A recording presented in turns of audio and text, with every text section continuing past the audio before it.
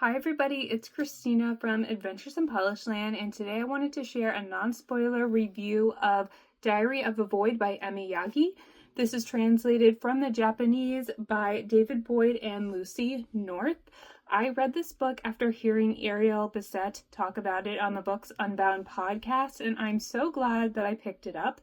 I thought I would do a video dedicated to this book today because this book gave me nightmares, so let's talk about it. Diary of a Void takes place in Japan.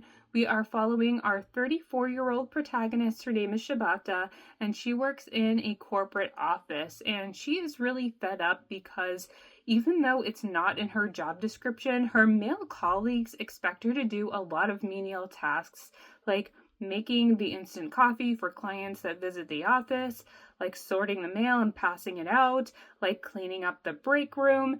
And she gets so frustrated by all of this that she decides she's going to become pregnant. And when I say become pregnant, I mean she's lying. She is not pregnant. She's not married. She is not in any relationship, but she decides, I'm going to tell all these guys at work that I'm pregnant and see what happens.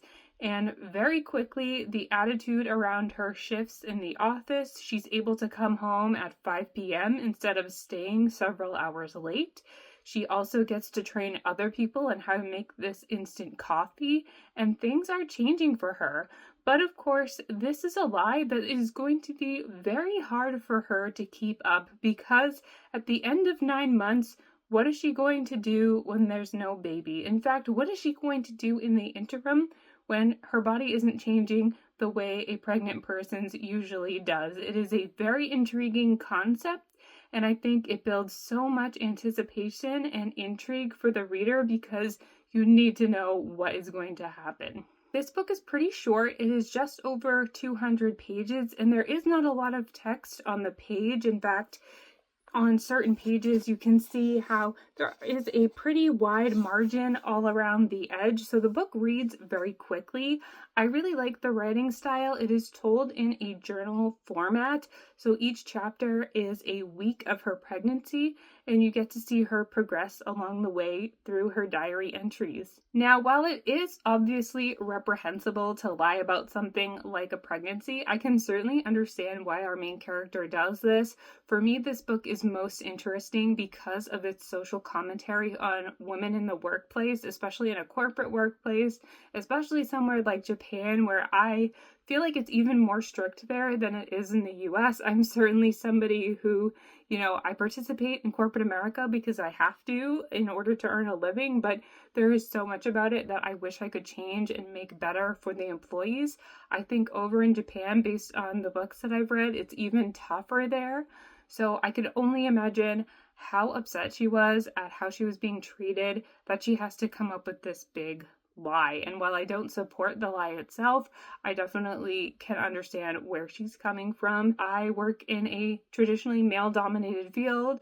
I definitely experience different situations where people say sexist things. For it to happen, it's just part of the system. So I loved reading a book where I could relate to the main character, at least on that level, because it is certainly a real concern in today's society.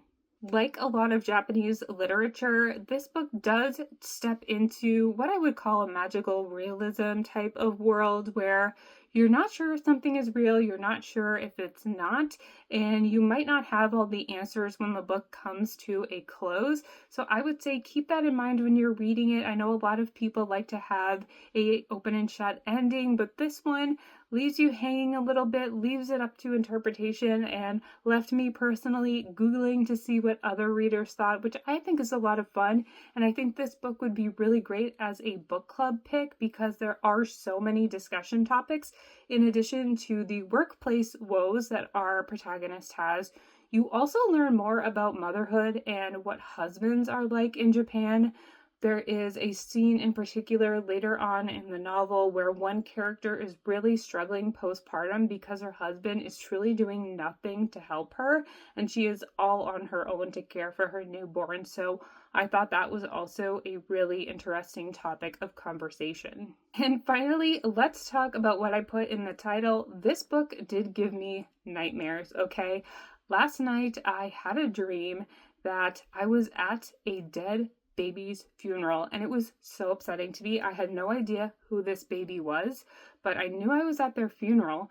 And the thing that was even more disturbing was this baby was still alive at the funeral, and I was very concerned for this baby's life because I didn't know if they were going to kill it or what was going on. So I woke up in a panic. It was 5:15 in the morning, so I've been up since then because there was really no sense for me to go back to bed. And I was eating my breakfast, and I had this aha moment where I realized that this wild and out there dream is definitely a result of finishing this book yesterday, because I was thinking about babies. I was thinking about the void of a baby that this character has when she creates this lie about being pregnant. And I thought, wow, that book definitely had an impact on me, that I've been thinking about it so much that it's causing nightmares. Now, that being said, I don't think this book is necessarily scary. I think it just got into my head, which is a good thing in my opinion. It means it made me think. And I definitely would recommend this book to you, especially if you like books that have a social commentary aspect. And this is also a quick read. So if you are looking for something to read, maybe in 1 or 2 sittings or over the course of travel, this is a great option as well. I rated it 4 stars. I am going to keep it in my book collection because I definitely see myself reading it again at some point. And I definitely want to look at Emi Yagi's other books because I really enjoyed this one. I hope you enjoyed this review. I hope to continue making some standalone reviews when a book is so interesting that I have a lot to say about it. If you are interested in hearing more on my thoughts on books, definitely subscribe to my channel. Leave me a comment if you want to talk about this book. I would love to hear your thoughts on it, and I will see you in my next video. Bye.